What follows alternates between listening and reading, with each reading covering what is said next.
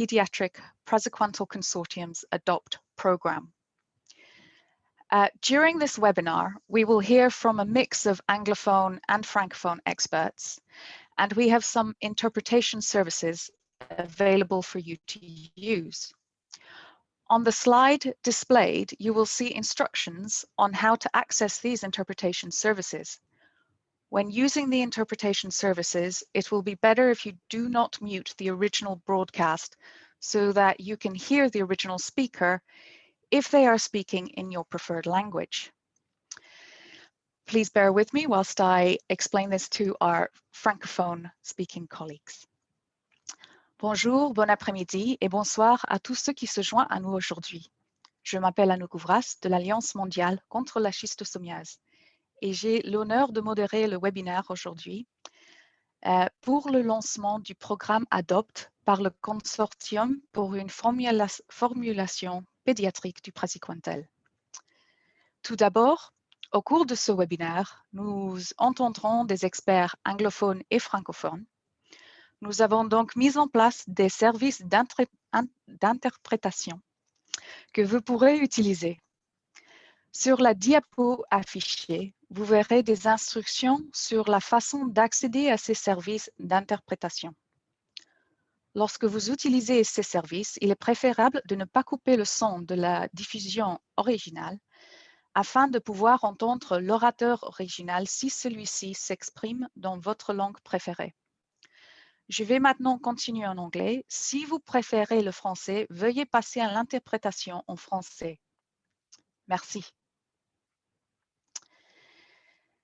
Now, I would like to explain as well how you can interact with us and particularly how you can ask questions to the speakers. You will see a Q&A button on the bottom of your screen. You can click on this, then enter and submit your question. We have a planned Q&A session later on in the webinar where we will address your questions to the speakers and panelists. Finally, I'd just like to let you know that this webinar is being recorded and will be made available on the Pediatric Praziquantel Consortium's website.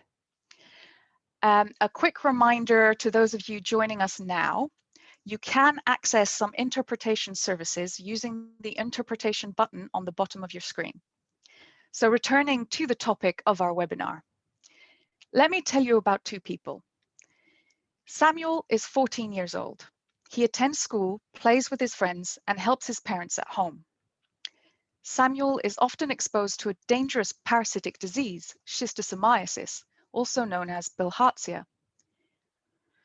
When he is at school, his teacher ensures he receives medicine to get rid of this dangerous parasitic disease so that he can have a healthy childhood. Now let me tell you about Marie. Marie is 3 years old. She accompanies her parents in their daily chores. Marie also has schistosomiasis, but unlike Samuel, she does not have access to treatment. By the time Marie reaches the age of 6 and can go to primary school, she may already be suffering from schistosomiasis pathologies, and her ability to learn, even her energy to play, will be negatively affected. Whilst we have made a lot of progress in reaching children Samuel's age through school-based and community-based treatment programs, today we are talking about Marie and how to ensure she has access to treatment so that she can be treated and she can benefit from those crucial child developmental years before the age of 6. This is what the ADOPT program is seeking to address. How can we ensure that preschool-age children like Marie have access to and receive the treatment they need? Schistosomiasis is one of the most prevalent parasitic diseases with over 200 million people infected globally. The disease can lead to chronic inflammation of the organs, which can be fatal, but also to anemia, stunted growth, and impaired learning ability with devastating consequences for the lives of young children. Regular treatment with praziquantel throughout childhood prevents the development of the disease and can even reverse disease progression. Unfortunately, the current praziquantel tablet is not suitable for treating young children, particularly those under the age of 6. Treating infants and young children has become an important need for NTD program managers, for doctors and clinicians, and for the communities affected by this disease. This is why the Pediatric Praziquantel Consortium was formed and what it has been working on. To tell us more about the consortium and the new formulation, I would like to invite our first speaker, Dr. Jutta Reinhard-Rupp, who leads the Global Health Institute at Merck and is the chair of the Pediatric Praziquantel Consortium board. Before I hand over to Jutta, I would just like to highlight to those of you joining us now that you can access some interpretation services using the interpretation button at the bottom of your screen. So, Dr. Reinhard-Rupp, welcome. We are looking forward to hearing from you. So please, over to you. Thank you very much, Anouk. Thanks to all of participating around the globe. On behalf of the consortium board, it's my pleasure to welcome you all to this important launch of our ADOPT program. Let me take the opportunity to provide some background and history about our consortium. I may say that we came a long way. With a group of 4 international partners, we started this public-private partnership in 2012. We are driven by the vision to contribute to the elimination of a most neglected tropical disease, as you have just heard from Anouk, and to improve lives of these young children, such as Marie, suffering from schisto because they are left untreated. We do not have a child-friendly formulation for children under the age of 6. Today, we would call it leaving no one behind. And I remember that at that time we said, let them be treated. So our mission became to develop, register, and provide access to such a new formulation.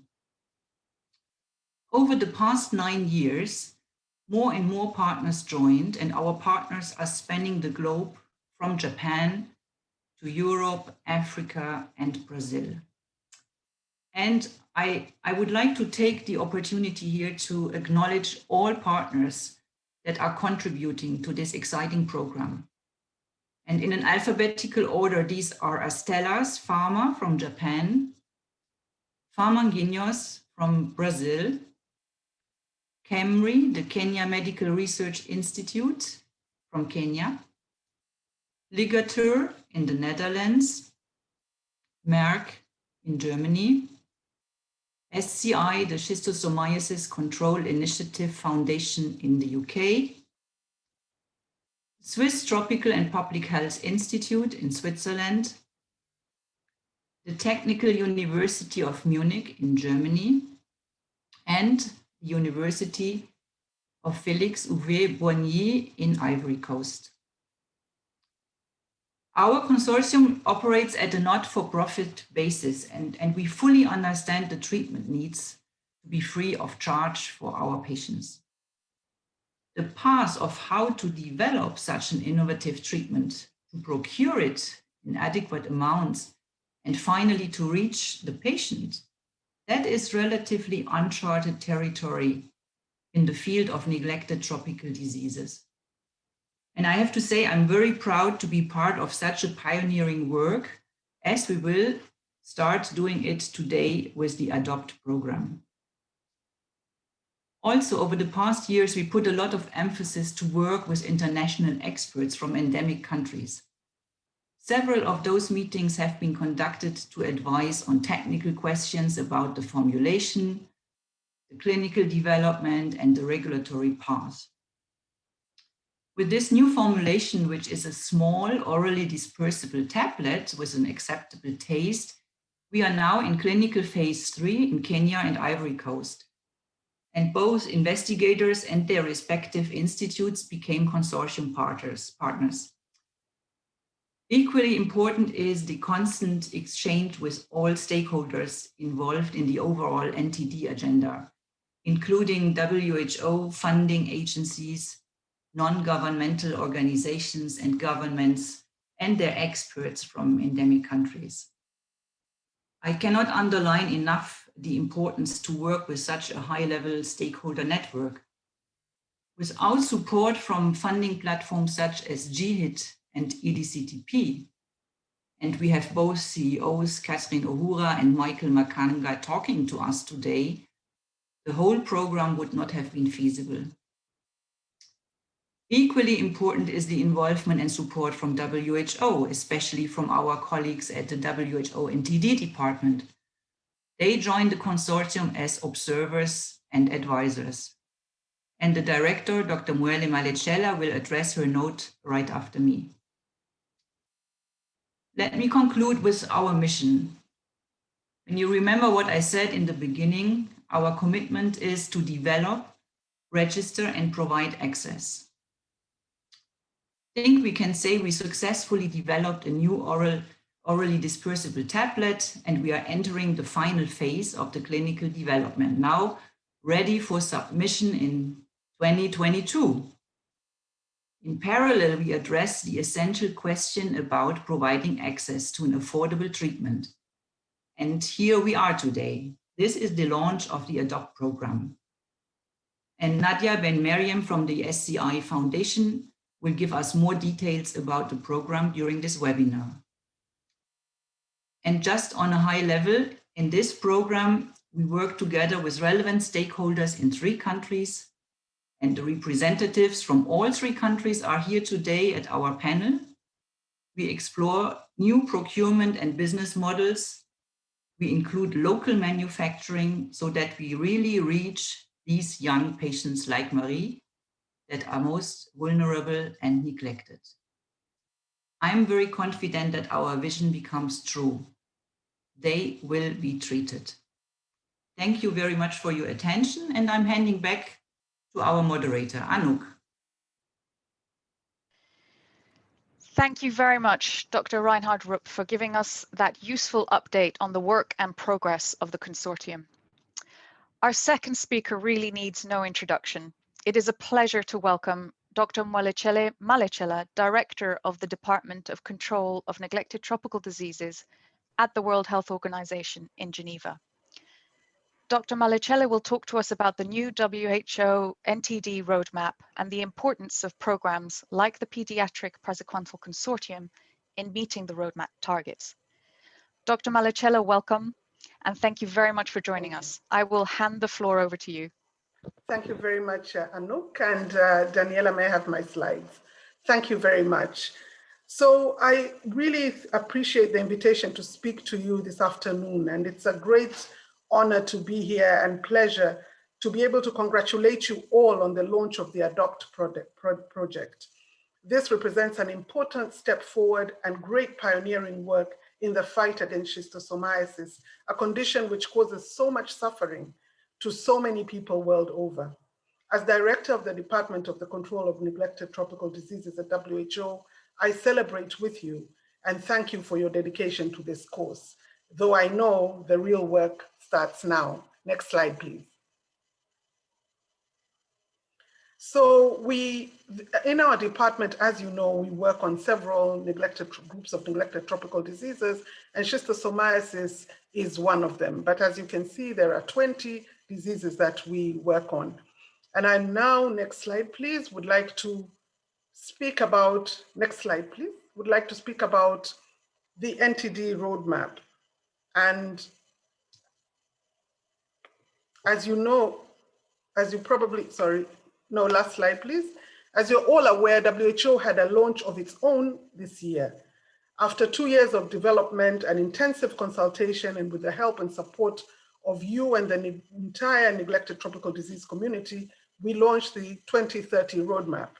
And much like ADOPT, the new roadmap came about as a result of dedicated collaboration. Next slide, please. In 2012, WHO set goals for many NTDs, identifying how they can be controlled, eliminated, and eradicated.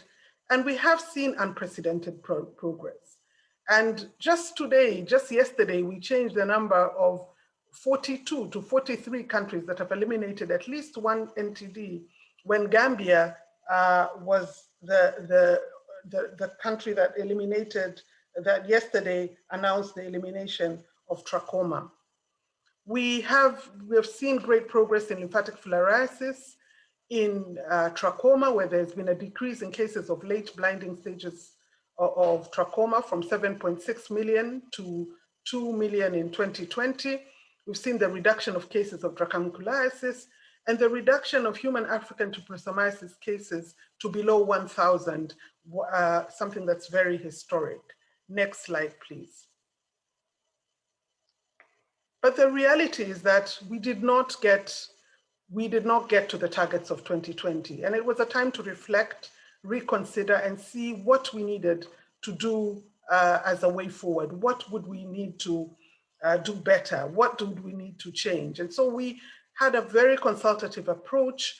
We had, and the idea was to develop a high-level strategy that would aid policy and advocacy efforts, and it would be a tool that would align our efforts across the stakeholder groups. The focus was on having specific measurable targets. That was one of the key things, and I'll talk about them in the shifts, and also a focus on cross-cutting approaches. And therefore, the roadmap provides us a unified blueprint for the next 10 years, but also allows for periodic adjustment, which will be essential to the way we adapt and grow to meet our ambitious evidence-driven targets. Next slide, please. So based on our evaluations of the previous roadmap, our new strategic document is underpinned by 3 fundamental shifts. First of all, a shift that focuses on accountability. And that is based on from measuring process to measuring impact, to ensure that we are accountable and that we are meeting our targets. The second shift is moving from a vertical programming approach and learning from those vertical programming approaches to having a holistic cross-cutting approach. And this will involve more than just NTDs. It will involve water and sanitation. It will involve working with people from nutrition and education and several other, One Health and several other of our colleagues. In the schistosomiasis world, you're already doing a lot of this. And I think this just emphasizes why it's so important for us all to be thinking in this way. In terms of the third shift is from partner support to country ownership and domestic finance, domestic funding. And this is really critical. And I really appreciate the fact that the consortium is working with and has leadership in these endemic countries, because that is the key to success of any program. So having looked at the shifts, we now want to quickly look at the targets. And these are the overarching targets: fewer people requiring interventions against NTDs, fewer NTD-related DALIs, 100 countries having eliminated at least 1 NTD, and 2 NTDs, yours and dracunculiasis, eradicated, and all this by 2030. In terms of cross-cutting targets, which will allow us to look at some of the cross-cutting issues, we're looking at catastrophic out-of-pocket health expenditure due to NTDs. We're looking at access to basic wash in the endemic areas. We're looking at fewer vector-borne deaths. We're also looking at the integrated treatment coverage for preventive chemotherapy and the number of countries that adopt skin NTD strategies. Next slide, please. When we look at now going a little bit deeper into schistosomiasis, when you look at the schistosomiasis targets, we see that there are a number of targets that we're looking at. We're looking at the number of countries able to eliminate schistosomiasis as a public health problem. But at the same time, we're also looking at number of countries to interrupt transmission. So there are countries that we are targeting for elimination, while we are looking at some countries looking at schistosomiasis as eliminating schisto as a public health problem. And so these are the figures that we have for 2023, 2025, down to 2030. In 2019, 105 million people received Praziquantel for schistosomiasis, and the coverage of school-age children was 67.2%. And 18 out of 36 countries that implemented MDA for schistosomiasis achieved above 75 national coverage, higher than the target that was set on the previous roadmap. Next slide, please. Now, this is a way of looking at it a little bit more closely and looking at particularly the gaps. And this allows us to look at the gaps particularly for schistosomiasis. And when we look at the gaps, there are some, there are some gaps in scientific understanding, in diagnostics, in effective interventions, and as it was discussed so well by both Anouk and Yuta before me, it means that whilst progress has been made in countries and they've implemented comprehensive approaches, we will require extending treatments to groups that are not currently reached, so as to leave no one behind. And this means including preschool children which required a specific pediatric formulation, as we've heard. And this is very impressive work. It is pioneering work, and we will be reaching a group that hasn't been reached, hence leaving no one behind, which is extremely important, both from a UHC perspective, but also from the fight against NT. Oh, I'm sorry, can you send the next slide? So this is the slide I was talking about. I'm sorry. So the fact also that the consortium is considering local manufacturing indicates a strong commitment in ensuring not only availability, but access. Now, other gaps that we see on this gap assessment are the need for diagnostics, the importance of creating cross-sectoral governance mechanisms to coordinate WASH, vector control, and One Health. These mechanisms already exist in countries. How do we best use them to ensure that our programs utilize them to the best of their ability, and to ensure sufficient resources, including domestic financing for interventions? Next slide, please. So this is just a more detailed look at schistosomiasis and a more intense look at what the gaps are and how we get to the targets. And as I said, there are periods of review in 2023, 2025, and 2030 when we review and recalibrate, particularly 2023 and 2025 when we will recalibrate and see whether we are reaching our targets. Next slide, please. So much of the success of the roadmap will rely on strong and equitable partnerships like the Pediatric Praziquantel Consortium. The consortium has fostered local credibility and trust, and it has done so in ways which complement and augment the new roadmap's fundamental principles. It has a comprehensive and systematic approach to harnessing expert knowledge and initiating the most appropriate partnerships and collaborations. And there's also been a strong shift in getting more partners from endemic countries, and I commend you on this because this is important in making sure that this partnership actually works with the local context in mind. Next slide, please. So today, though we are in 2021, there are so many programs, NTD are facing critical challenges as a result of the COVID-19 pandemic. These challenges are programmatic as we try to safely deliver programs, but also affect our wider agenda in a world where we have to achieve more for less. And so the new roadmap aligns fully with the Sustainable Development Goals, and it gives the NTD community a blueprint by which we will work to leave no one behind, ensuring that the NTD sector is able to support other sectors in that direction.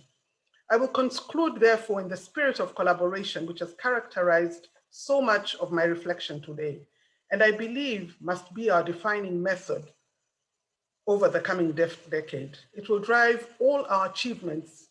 So I congratulate you once again on the establishment of ADOPT program. I delight in the wide acceptance and equitable access it seeks to establish, both of which are crucial to our NTD specific and wider development goals. You have my sincere thanks for inviting me to speak here today, but primarily, of course, for your work in developing a schistosomiasis platform that will evolve into a critical partnership. I thank you all.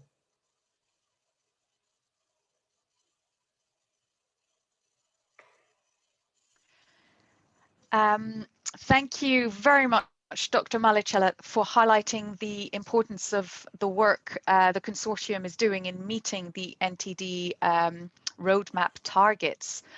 Our next speaker is Ms. Catherine Ohura, who is the CEO and Executive Director of the GHIT Fund, a Japan-based international public-private partnership fund for global health research and development. Ms. Ohura will give us the crucial perspective of a public-private partnership on why they are backing the Pediatric Praziquantel Consortium and the ADOPT program. Ms. Ohura, it is wonderful to have you with us. The floor is yours. Thank you very much, Anouk. If we can please have the slides up.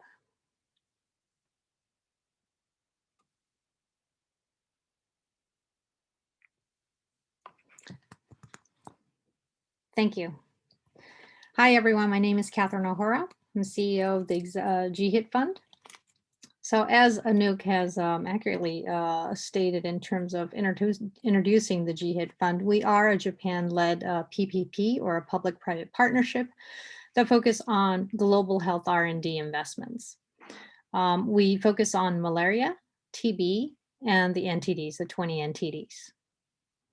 We work with Japan organizations as well as international entities, and you'll see this collaboration, partnership, etc. These wordings come throughout, probably throughout today's seminar altogether, but throughout my session as well.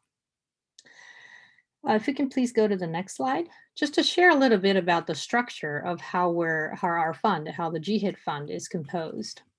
As you see on the left side, so again, this is a PPP, so we have the public sector as well as the private sector coming in together. On the left, you'll see the public sector. So we have the Japanese government, for example, the Ministry of Foreign Affairs, as well as the Ministry of Health and Labor, and UNDP funding us, again, from the public piece. From the private sector, you'll see on the right several logos there. So these are large pharmaceutical companies, both Japanese and international or global organizations that also fund us. And finally, the last piece of the private piece is the philanthropy organizations, such as the Bill and Melinda Gates Foundation, as well as Wellcome. So you can see the collaboration, or I want to call it together. You'll see that wording come in repeatedly today, but that collaboration model also is implemented in the GHIT model altogether. If we go to the next slide, please. Thus far, since 2013, so our initiation, or GHIT, was started in 2013. Since then, we have invested approximately $251 million. And that translates to about 101 invested projects or partnerships. And 57 projects are ongoing, and 44 have been completed already. So you can see the magnitude of the investments that have been made into the global health or R&D arena. Next slide, please. In terms of the Presequential Consortium, or this project, I'm really excited to be here in terms of the timing of it, as well as this is a very critical milestone, I believe. Of course, a start of getting to patients, but an important milestone indeed. So as you can see, thus far, we in the GHIT Fund have invested $18.5 million since 2013. What's quite unique about this project is that since the initiation of the GHIT Fund, again in 2013, this project is really the only project that had gone through from the very beginning phases, so the preclinical phase, all the way to late stage and the access and delivery stages where we are currently. So as you can imagine, this is quite important for the GHIT Fund, and also exciting at the same time as we're getting closer and closer to the patients that really need this. If we can go to the next slide, please. So about this need. So why is this important? Why is this project important? As Anouk has already mentioned, as well as Moella had already mentioned, in terms of the number of the impact that the schistosomiasis has, is about 200 million people globally. However, 25 million of them are children under the age of 6. So this is absolutely critical, a need, if you would, that exists, that is currently still not available in terms of formulation for children. So currently these children, they take the adult tablets that are about this big. So they're quite large, and they actually crush it so that the children can take it at the right dose. Now, when I say the right dose, it's still not accurate, right? As you can imagine, it's a crushed tablet. So again, not a very optimal way to treat this. Hence, the need is absolutely there. And also GHIT Fund decided to fund this project for that reason, that it would help the 25 million children under the age of 6. This innovation will make it easier for the children to take their medication, as mentioned, but also contribute to the prevention of other medical, social, economic complications of schistosomiasis. It'll also make it easier for their caregivers and healthcare workers to administer the medication. Again, it's not a crushed formulation, therefore it's accurate, and we can provide this medication easily to the children. Also, as a new formulation, it's important that we understand how this product will be used in the field in order to maximize the impact, and the ADOPT program will provide some of that information as well. So it's absolutely critical that this program move forward. If you can go to the next slide, please. As I mentioned very briefly earlier, so this program, the Schistosomiasis Consortium and the ADOPT program, is one of the most successful case of a partner-driven R&D and access and delivery in the GHIT portfolio. I said it was initiated in 2013, right at the time where we were initiated, and it has been a successful program ever since. This has happened for several reasons. So there are well-organized governance and strategic work streams in the consortium. The consortium works very, very well together. Again, that key word there. Clear R&D strategies and execution. So each of the consortium partner, as you've probably heard already, and you will continue to hear today, every consortium partner plays a pivotal role in R&D by utilizing their unique R&D expertise and capabilities, which results in this good synergy that's developed as a whole. Also, access and delivery strategies. This is absolutely critical, as innovation without access is valueless. It has to get to the patients. So GHIT continues to work with the consortium to develop this access and delivery strategies, including looking at sustainable manufacturing and procurement options. Finally, co-investment with Edctp. You'll hear from him later on today. Co-investment with Edctp in the phase 3 area, as well as the ADOPT program. This is absolutely critical. Again, that together or collaboration coming in. As one of our leading products, it's also important for GHIT to see the successful launch of this product, not just from an Ntd Roadmap achievement, as Moella has mentioned earlier, but also from a GHIT model of R&D that really works, to demonstrate that this model works, which would inspire and open more opportunities for research and development of critically needed health technologies for neglected tropical diseases. And finally, I would close with this word, together, that you heard several times already. This consortium, I think, truly brings together different partners from industry, academia, research institutions, access partners, and funders like Edctp and GHIT. All of these groups need to come together to make this happen. Both models demonstrate the value of working together that has brought this product this far already. It's through the strength of such partnerships that we can weather such storms as posed by COVID-19 pandemic, for example, and other challenges that the project has faced so far. It's only through this power of partnerships or togetherness that we'll be able to achieve and to take the pediatric praziquantel through the last stretch, really to be delivered to those patients in need and to those children, the 25 million children that we talked about. Again, finally, together we can eliminate NTDs. Thank you very much, and thank you for the opportunity.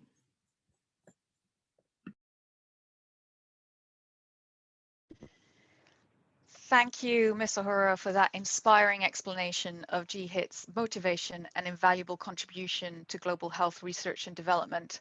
I have noted down, your messages come through, I have noted down working together for access and health for all. So that is a key message. I'd also just like to thank as well all the speakers for sticking so beautifully to time. So we're doing well. I would now like to welcome Ms. Nadia Ben-Meriem, who is the Senior Program Advisor on Sustainable Systems at the SCI Foundation.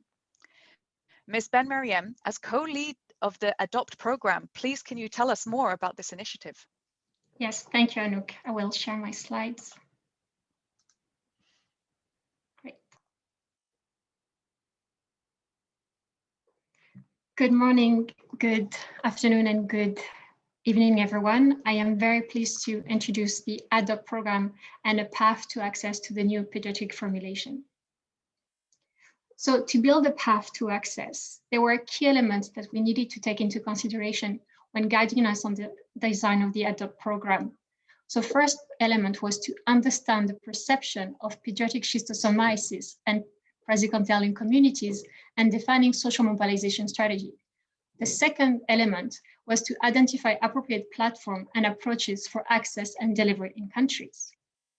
So the steps towards the design of the program, there were 2 points that we needed to take into consideration.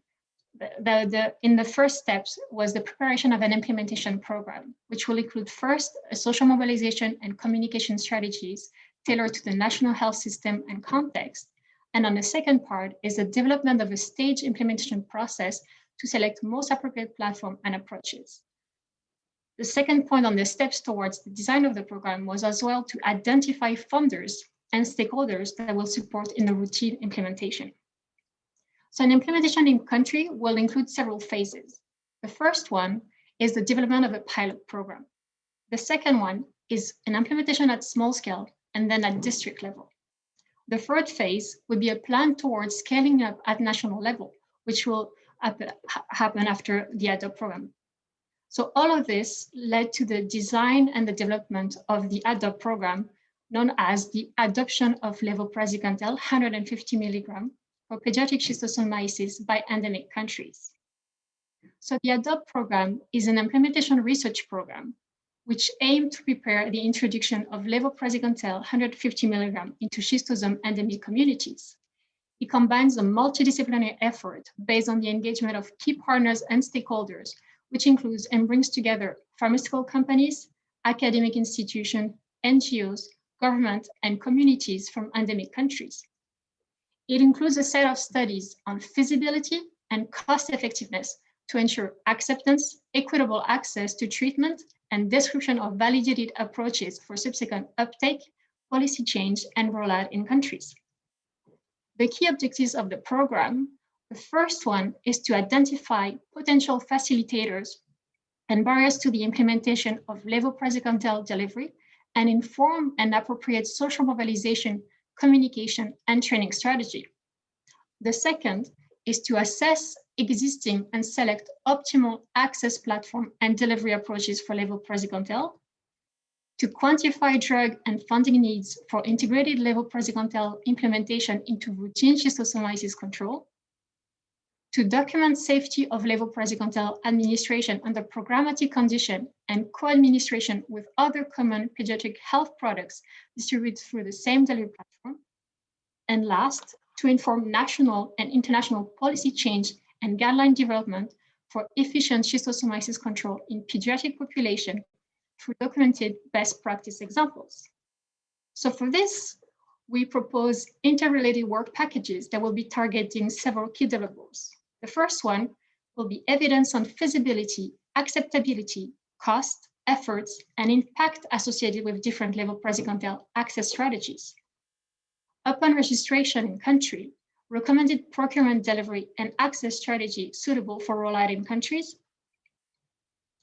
validated social mobilization, communication, training, and in-country logistic approach, partner engagement for national, regional, and global pediatric praziquantel for schistosomiasis strategy update and guideline revision, and donor engagement supported by robust drug and funding needs forecast.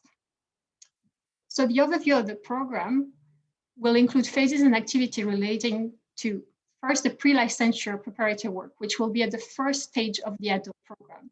That will include work on social science, preparatory work with strategy development, planning, and technology transfer. On the second phase of the program, which will occur post-licensure, is the implementation in itself. That will include delivery, monitoring, and evaluation. So the duration in total is 5 years, and it will be implemented in 3 countries, Kenya, Côte d'Ivoire, and Uganda. The expected output and outcome will include recommendation to support introduction into routine practice in community settings and a practical toolkit to get implementation in endemic countries. So I would like here to thank all the partners who are contributing to the ADOPT program, but as well highlight the new contributors to the program, which are African Institute for Health and Development in Kenya, Makerere University in Uganda, and as well representative from government of Kenya with Ministry of Health of Kenya, Ministry of Health of Uganda, et le Ministère de la Santé et de l'Hygiène publique de la Côte d'Ivoire. We would like as well to thank Edctp and the GHIT Fund for their continuous support towards the work of the consortium, and we are really looking forward to working together on the implementation of the ADOPT program. Thank you very much.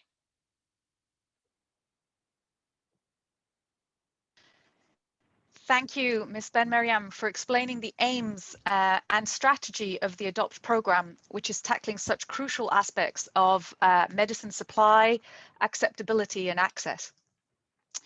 And now we're going to hear from our panel of experts who can speak to the need and the impact of the ADOPT program and the implementation of the Pediatric Praziquantel Formulation. I will briefly introduce the panelists and then I will address some questions to them. So our panelists are Dr. Hadley Matinjero Sultani, who is the National Ntd Program Manager in Kenya. He currently chairs the African Ntd Program Managers Community of Practice and sits on a number of Ntd public health and scientific advisory committees and boards. And he guided the development and launch of the Kenyan Breaking Transmission Strategy for STH, schistosomiasis, lymphatic filariasis, and trachoma. Hello, Dr. Sultani. And we also have with us Dr. Francis Mugumi, who is the Senior Medical Officer at the Vector Control Division of the Ministry of Health in Uganda and Program Manager for the Bilharzia and Tropical Diseases Elimination Program. Dr. Mugumi has extensive experience in managing health programs, working with district local governments, hospitals, clinical trials, and training programs. Welcome to Dr. Mugumi. And also with us is Dr. Abdoulaye Meite, the coordinator of the National Ntd program at the Ministry of Health and Hygiene in Côte d'Ivoire. He has extensive experience managing Ntd and public health programs and has been the principal investigator of operational research projects for a variety of neglected tropical diseases. Bonjour, Dr. Meite. Welcome to all the panelists. Perhaps we can start with you, Dr. Mugumi. Could you briefly explain to us what is needed to reach schistosomiasis elimination and what role will the pediatric formulation play in achieving Uganda's elimination goals? Over to you, Dr. Mugumi. Thank you so much, Anouk. Today, preschool children in Uganda are excluded in mass treatment campaigns. Yet 2 million preschool children are believed to be infected. This has been indicated by various publications here in Uganda, showing that preschool children have the infection. Children have been shown to have high exposure while with their mothers, or playing or collecting water. And the prevalence is sometimes very high, over 30%, by use of cattle cars, and over 70% by use of RTT. However, there is a variation of intensity of the infection from low to moderate up to high. Irreversible morbidity has been shown in school-age children and believed to have been infected in the early childhood during the preschool period. Uganda has demonstrated that there is a gross inequity. Thus, attempts have been made to treat the under 5s with crushed PZ2 tablets and also with the use of PZ2 syrup. The drug was found to be safe, but with no right formulation. Crushed tablets are quite cumbersome, and the syrup has not been available. Having untreated preschool children is a big reservoir for the infection, which has been a very big gap in regard to schistosomiasis control and elimination. Introduction of pediatric formulation by the consortium is quite a big contribution in schistosomiasis to interrupt transmission. However, MDA or case management alone may not take us to elimination goals at the right pace, and we need to do other things. There is a need to implement the full phase strategy and environmental scenario control inclusive, which has been a virgin area. I understand WHO cleared the use of chemicals, the molluscides, and that there is already a guideline in place, but which has not been domesticated by endemic countries. There is also a need to strengthen and bring WASH, water sanitation and hygiene, and SBCC, closer to NTD control and elimination. And Uganda has a quite unique situation whereby it is the country which hosts the biggest number of refugees. Over 1 million refugees are being hosted here in Uganda. And the refugee settlements have not yet benefited from Chisto interventions, inclusive of mass drug administration. And we have not done significant, assessments. And the refugee settlements, I think this is something also to consider when we are approaching elimination. There's a need to build the capacity to test and treat among the health workers, and also strengthen integration into routine health services. At times, we have concentrated on the school-age children, leaving out the adults in some cases due to lack of medicine or due to other reasons, which has been quite a challenge, and this causes persistent transmission. There's a recommendation where we can treat every 6 months in high endemic districts or high endemic areas that are affected. And this recommendation has not been effective. And lastly, with the introduction of this pediatric formulation is a strong milestone in regard to schistosomiasis interventions and a big contribution as we approach elimination. And we need to use, there's no one intervention that will take us to elimination. We need a combination of interventions. I thank you so much, but this is a very important milestone, and I'm glad that Uganda has been invited to this discussion. Thank you so much, Anouk. Thank you very much, Dr. Mugumi, for that insightful response and clarifying to us that this is a milestone on the way to schistosomiasis elimination, a very important milestone. But there is a lot of work to be done. Now a question for Dr. Mete.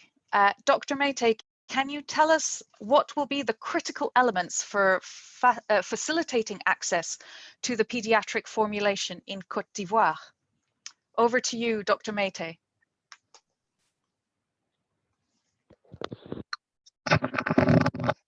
Merci beaucoup à tous les panélistes et tous Thank les you very much to all the panelists and all participants. I would like to greet the consortium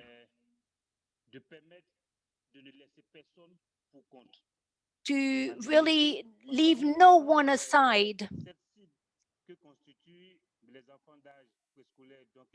because effectively the children, the preschool children have been left aside. And this did not help us to eliminate schistosomiasis. And therefore, it is very crucial that the consortium is addressing this to facilitate the access to this formula of pediatric praziquantel. The word collaboration is very important. What is the ideal platform so that the access is guaranteed to the widest possible target?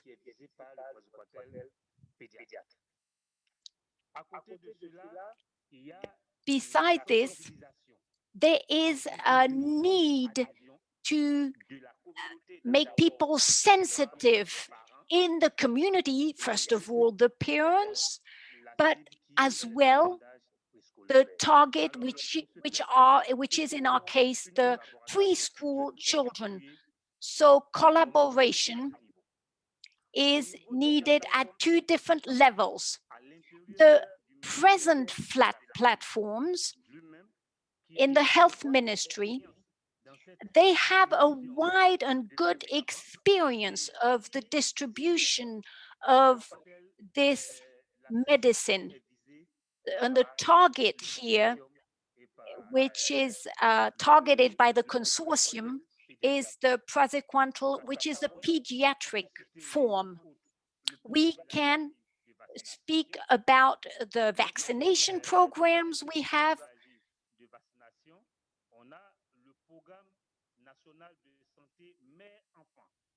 We have the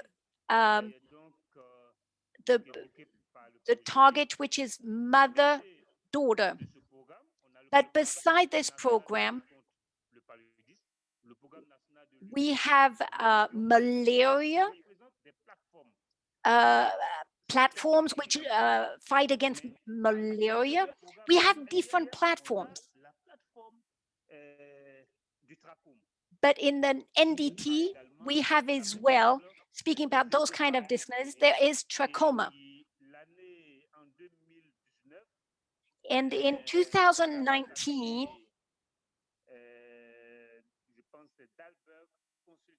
we had there was an evaluation made of all the different platforms of distribution to find the best possible platform for distribution of Citromas. And the target were the children from 1 month old to 11th month old. And I think this program is similar globally. So they had identified which would be the best platform for distribution. But Ivory Coast has really has regrouped all of these distribution of medicine, and therefore We could as well speak about collaboration with other sectors, which have to do with Ministry of Health, but targeting as well education would be crucial to work with them. So we could strengthen collaboration. So it's a structure which we call demos, which has to do with schools and universities. We do have a direction.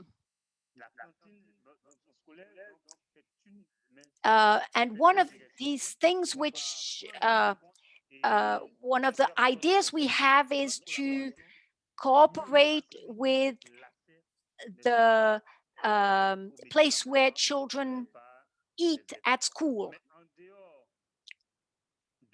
But apart for this platform too, which needs to be identified,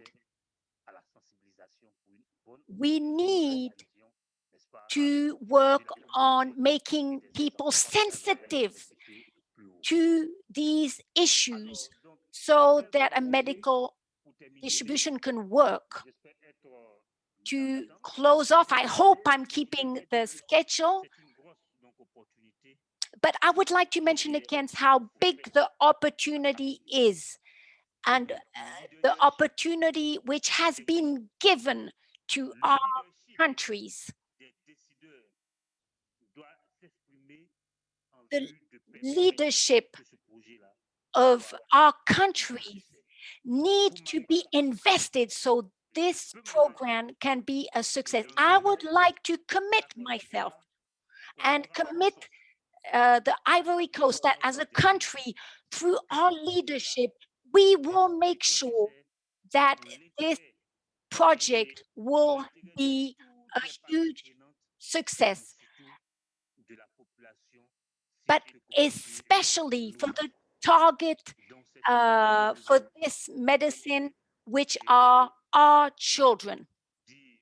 And I would like to say again, thank you to the consortium, and I have been privileged to speak to you. Thank you very much. Merci, Dr. Maite, for those Thank you. points, particularly on the leadership of countries in facilitating access. And also, what you have really helpfully done is set up the question that I'm going to ask to Dr. Soltani by highlighting the different platforms that you have and the importance of integration. So, Dr. Soltani, with your experience on setting up the breaking transmission strategy in Kenya, can you describe to us the importance of integration with health systems with regards to the access element of the pediatric formulation? Over to you, Dr. Soltani. Thank you very much, Anouk. Always a pleasure to see you, and especially when we are discussing about a very groundbreaking approach or activity like the introduction, the launch and introduction of this pediatric formulation of Praziquantel. So as you have correctly said, the implementation of this intervention that involves pediatric Praziquantel will heavily rely on integration into other public health platforms, as opposed to what we have seen before. Because one of the distinctions here is that whereas in the other interventions, we actually rely on donations, on drug donations, eventually the pediatric Praziquantel formulation will not be a donation as the way in which all the other medicines are. So we have to come up with innovative ways of ensuring that we keep the cost down, but at the same time we ensure maximum coverage of all those who require to be reached by this formulation. So we are preparing ourselves as a country to roll out, treatment, mass treatment with pediatric praziquantel in the areas which are endemic for schistosomiasis. And we are looking at the strategies which we will use under the platforms for integration, which eventually we will be able maybe to showcase and lay out, recommend for other countries to use in the world for distribution of pediatric praziquantel formulations. And this one, we are actually looking at it as, part of the implementation of our breaking transmission strategy, which actually underscores the principle of leaving no one behind.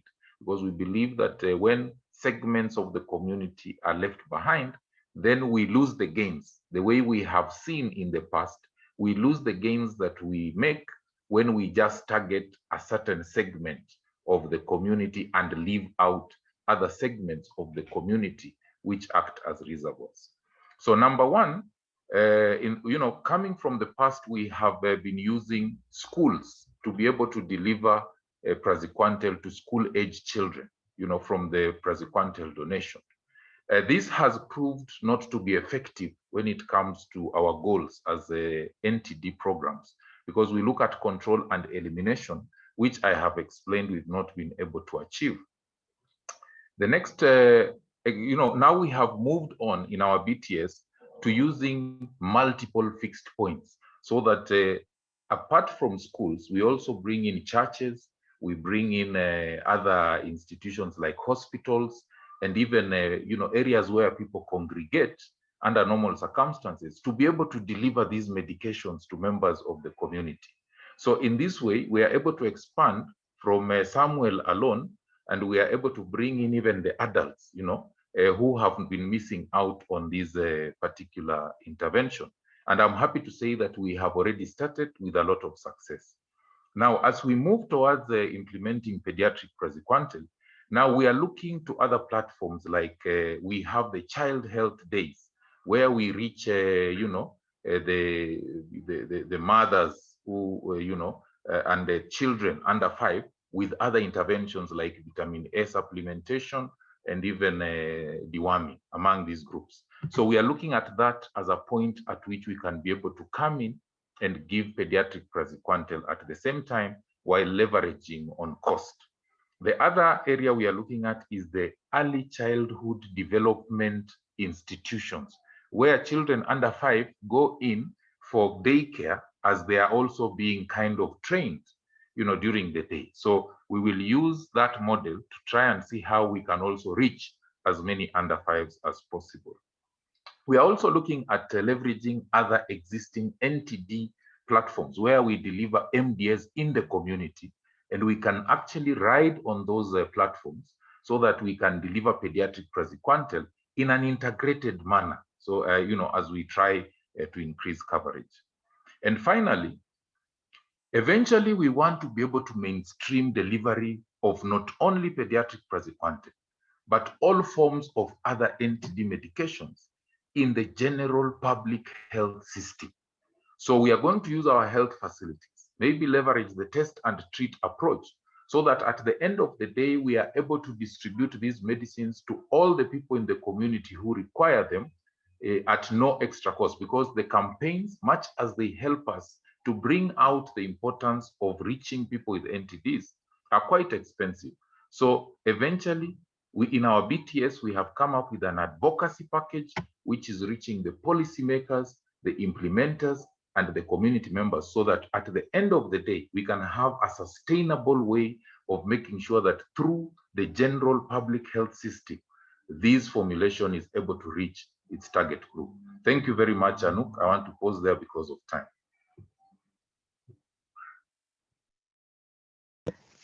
Thank you so much, Dr. Soltani, for raising the importance of integration in different contexts, using as many platforms as we can leverage to, as you so clearly put it, that if we don't reach everyone that needs treatment, we will not be able to provide the public health and WHO Ntd Roadmap targets of eliminating schistosomiasis. So I would now like to just briefly thank all the speakers and panelists who stuck so beautifully to time. And please do stay with us as we look at some of the questions in the Q&A box. Please do submit your questions into this box. I see that there have already been some questions posted and answered, but I'm going to address some of these as I think it's important for us all to hear some of these questions. Perhaps if I start with a question to Dr. Reinhard Rupp. There is a question here on, has the ongoing phase 3 clinical trial already ended recruitment? Dr. Jutta, could you answer that, please? Yes, we are still in phase 3, so the study is still ongoing. I would say we had a bit of delay due to the COVID situation, but it's we have restarted. That's really the good news. We are still enrolling young patients in Kenya and in Ivory Coast.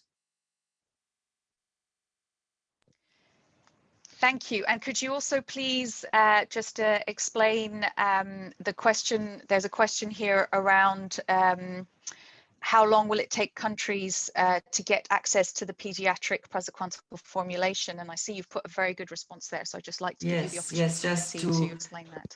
Say that we, according to our plan, if all goes well, we are ready to submit next year.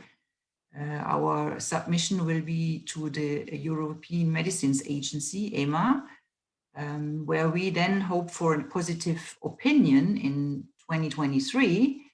And then it's really up to the countries to work with us and to get access to these tablets. Thank you very much. If I could also ask to Nadia Ben-Mariam.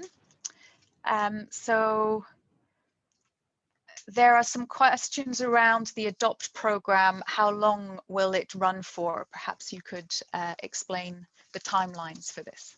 Yes, as Jutta just mentioned, so after the EMA positive opinion and then registration in country, so that will be around the 2 last years of the program. So as I said, it's 5 years starting this year. The first 3 years will be the preparatory work with developing an access implementation strategy, looking at developing an M&E framework, etc., and also focusing on the social science part. And on the second phase, which will be the implementation, so will be post-registration in country, this is where the pediatric formulation can be distributed. So then we will be first distributing at small scale. We'll select various platforms in each country, 2 to 3 platforms, more or less, and then implement at small scale, and then have monitoring and evaluation in the same year, and then scale up at district level, looking at assessing the optimal access delivery platform.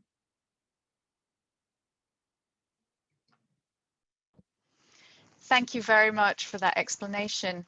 I do have a question as well. I wanted to come back to something that Dr. Mugume, if you're still with us, that I wanted to ask you about.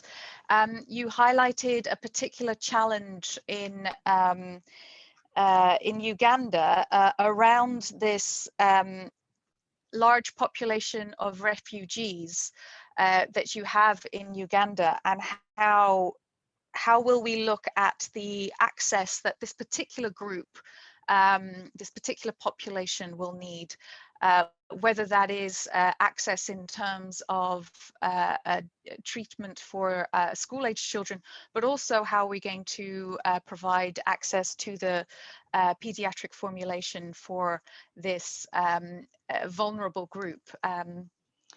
Dr. Mugume, are you with us?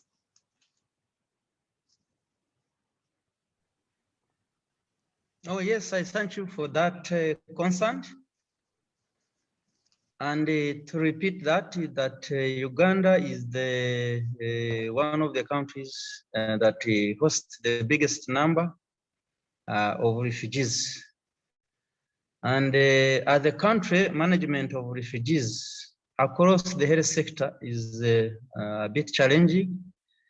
They are like across the communities because of the international human rights Of course, they have a right to access healthcare, but you go through procedure, going through the office of the Prime Minister and all that. And in the routine planning of health services and mass drug administration inclusive and or NTD services, usually the district data doesn't capture them very well. And at the national planning, they are planned, parallel to the usual way of planning for the health services.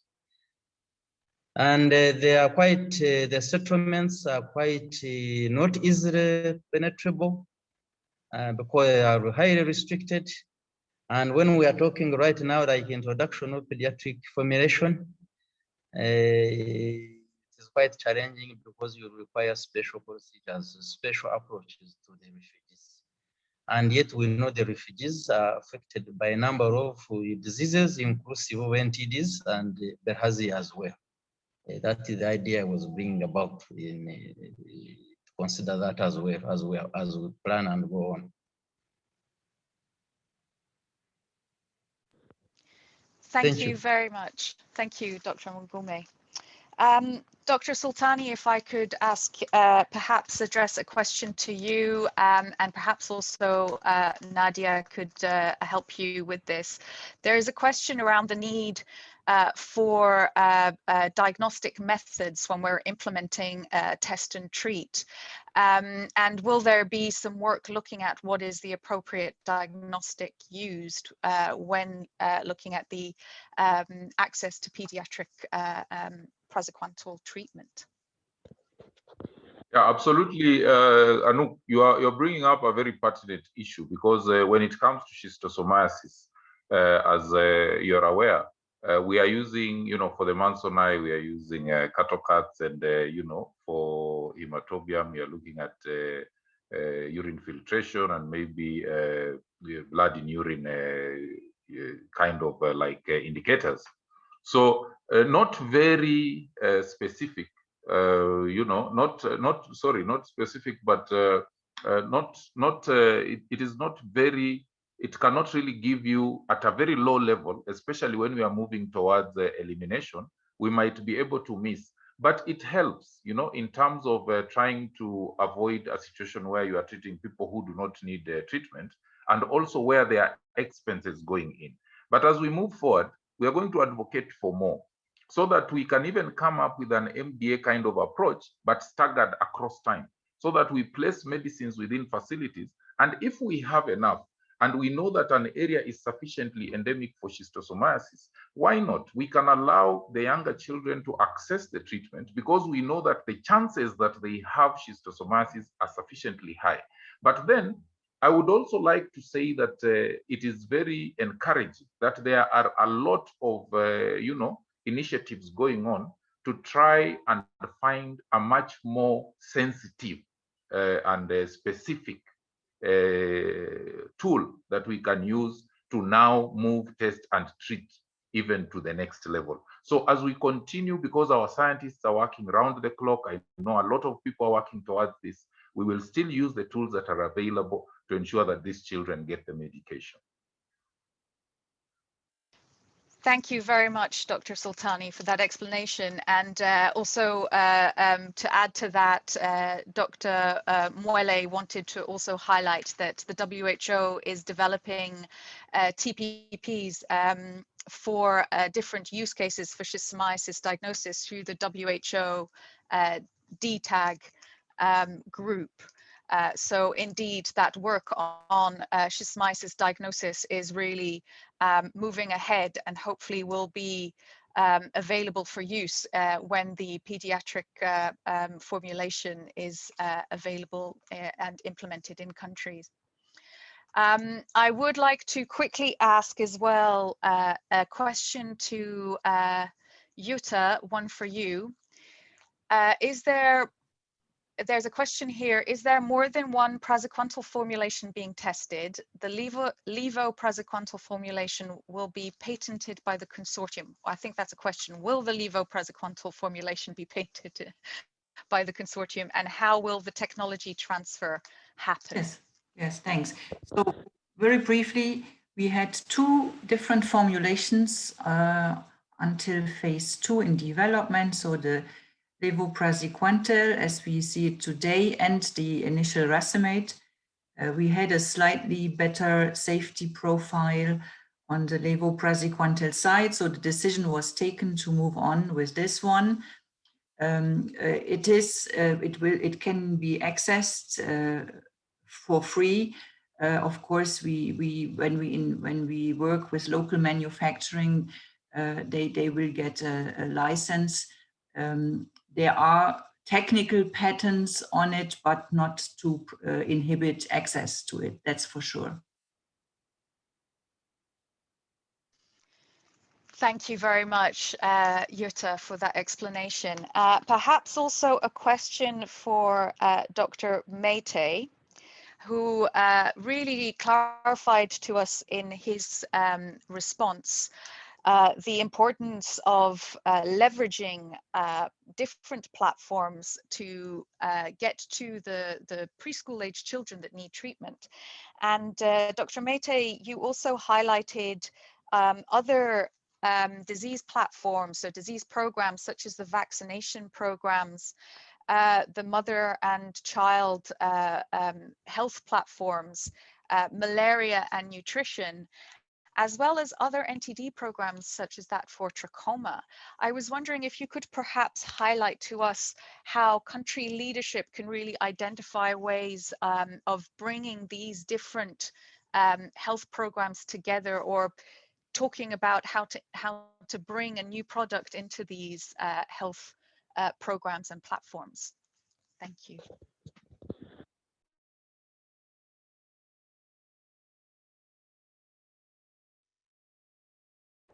Dr. Mete, are you with us? Oui.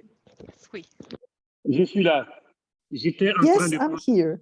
I was actually writing down the question. So the question is, with regards to all the existing platforms, how the leadership of the country may help to disseminate the product or knowledge about the product. Is that it? Is that the question? C'est ça la question? Is that the question? Yes, this is the question. Thank you, Dr. Voilà comment le leadership Okay. du pays.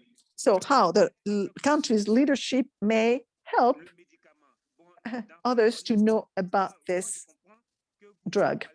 I understand that you mean the acceptance. Are you talking about the acceptance of the product by the community? Well, obviously,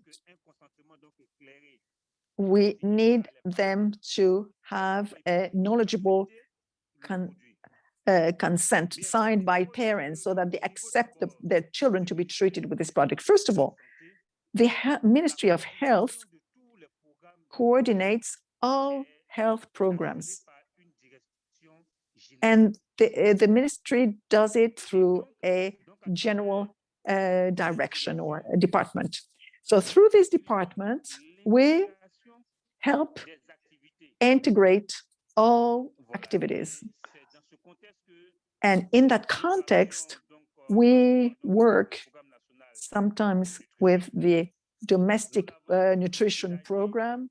We've also thought of adding several activities, but progressively to the, like with the malaria program.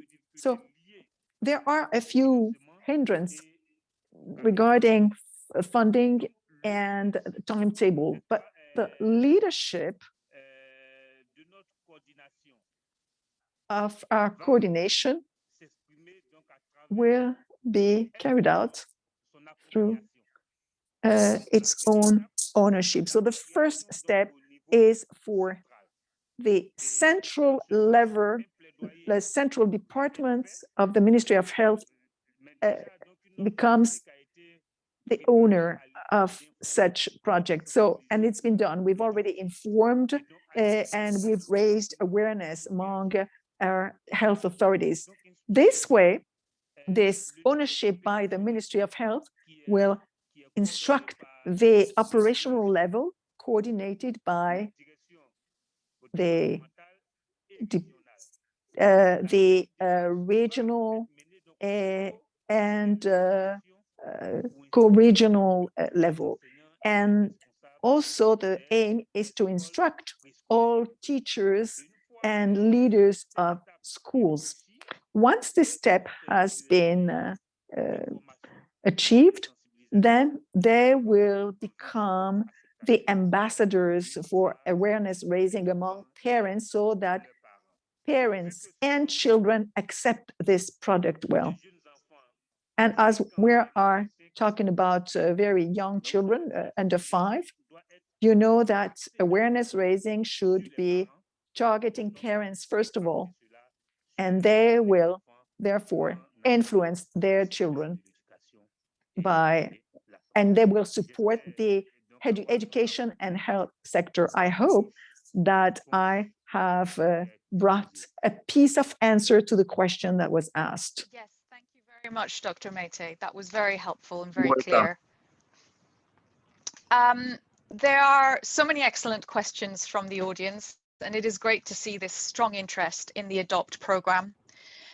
We have heard about the progress made by the Pediatric Praziquantel Consortium and the ongoing clinical trials. We have seen how research and development partnerships, that togetherness, can address crucial gaps in public health programs and healthcare services. We have discussed the crucial work the ADOPT program is undertaking, looking at that all-important aspect of supply, acceptability, and equitable access to treatment for some of the most vulnerable age groups affected by schistosomiasis. And we have discussed some key aspects on how to ensure effective implementation and integration of the pediatric formulation into the health systems of countries. However, now we are approaching, nearing the end of the webinar, and I would like to invite Dr. Michael Makanga, the Executive Director of Edctp, the European and Developing Countries Clinical Trials Partnership, to close the meeting with some final remarks. Dr. Makanga, thank you so much for joining us. The floor is yours. Thank you very much, Anouk, for the floor. And I take this opportunity to thank the organizers for the opportunity of being part of the very exciting launch of the ADOPT project. And I also take this opportunity to thank you for organizing the meeting, and I extend my greetings and thanks to all the distinguished speakers that have spoken very informatively, and to all the distinguished participants to this webinar. Before I say more, I want to just give a brief word on the European and Developing Countries Clinical Trials Partnership as a program. Edctp is a public-public partnership between institutions that are mandated by 14 European and 16 sub-Saharan African national governments, and also supported by the European Union.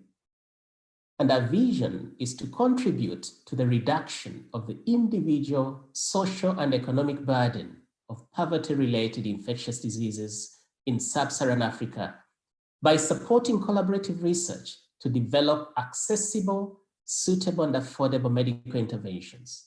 And our mission is to enhance research capacity and accelerate the development of both new and improved medical interventions for the identification, treatment, and prevention of poverty-related infectious diseases, including emerging and re-emerging diseases in sub-Saharan Africa. And this is to take them through all phases of clinical development, including product-focused implementation research, although we pay special attention to phase 2 and phase 3 clinical trials. So this work is really at the core of our mission and work. Moving on to Edctp's investment in neglected infectious diseases or neglected tropical disease research, we recognized the major unmet health need of NTDs or NIDs, and we added to Edctp's disease remit NTDs at the start of the current program, which is the second program of Edctp that started in 2014. And this was really with the intention to address the large burden of these diseases in sub-Saharan Africa.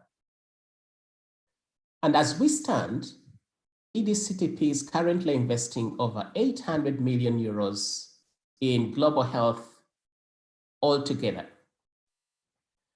But specifically towards NTDs or NIDs research, by the end of 2020, we've included a total of 40 projects or 40 grants with a value of 78 million euros. And this figure continues to grow in 2021. And I'm proud to say that NTDs or NIDs remain as part of the priorities for the next program of Edctp.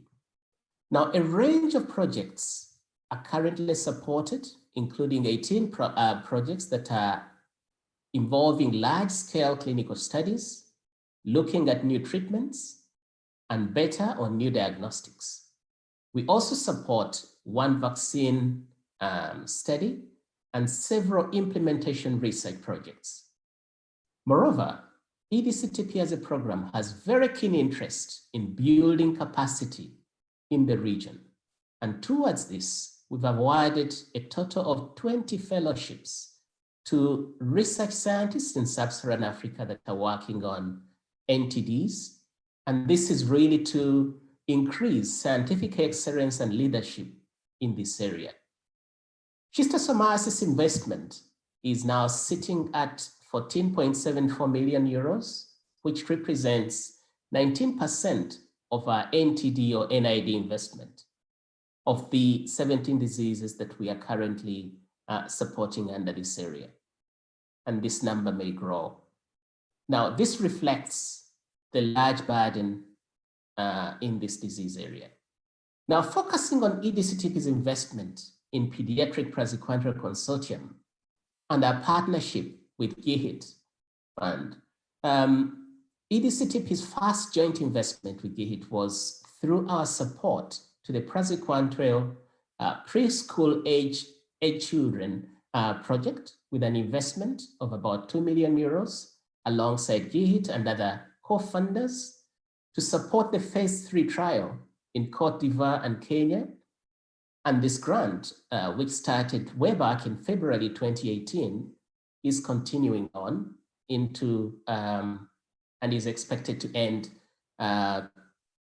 in January 2022, hoping that all goes as planned. Now, this funding partnership has been extended when Edctp subsequently awarded the ADOPT grant from our 2019 call on implementation research. And this is with a total value of about 5.7 million euros alongside the additional funding that is coming from GIHIT and other co-funders. And this grant officially started on the 1st of January 2021 with a duration of 5 years. And I'm glad to be part of the official launch of this very important grant. Now, this adds up our total investment in the Pediatric Praziquantel Consortium to about 7.7 million euros. The ADOPT grant covers the implementation research program to introduce levopraziquantel into schistosome endemic communities in the countries that we've had, including Côte d'Ivoire, Kenya, and Uganda. And this is really very exciting to us. Our co-investment in Pediatric Praziquantel Consortium reflects the true value of global partnership with a goal of creating local solutions in disease endemic countries. Furthermore, it builds on the complementary strategies of both Edctp and GIHIT to work in partnership to leverage our capital and to accelerate research and development for global health. This relatively large investment in the consortium represents our keen interest in this project that perfectly aligns with our own objective of accelerating the development of new or improved medical interventions against poverty-related infectious diseases towards licensure of new products and improved medications, Moreover, the Edctp program embraces populations that are often excluded from clinical studies, but with major unmet medical needs. So the ADOPT project will continue to address both a neglected population and a neglected disease. The ultimate goal in this case is increased public health impact by ensuring that the new product or the improved medical product will reach the people that need it most. And in closing, having this child-friendly formulation available will be very important and was identified as one of the critical actions highlighted in the WHO's Roadmap 2021-2030 to implement effective interventions, including extending mass drug administration to all populations in need and ensuring access to the necessary drugs to reach the 2030 targets. Edctp is very proud to be among the many partners supporting the Pediatric Praziquantel Consortium and finds it important to support the implementation of this access program. The successful development and access to a suitable pediatric treatment of schistosomiasis through this global public-private partnership will be a very tangible contribution towards the sustainable development goals by ensuring that the preschool age group is not left behind.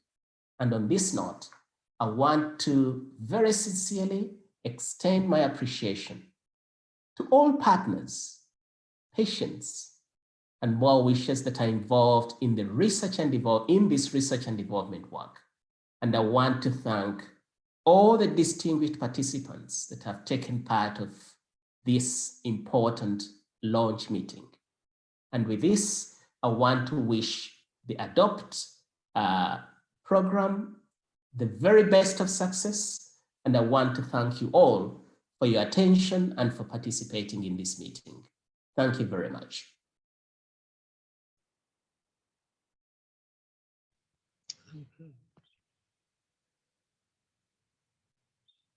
The meeting is closed at this note.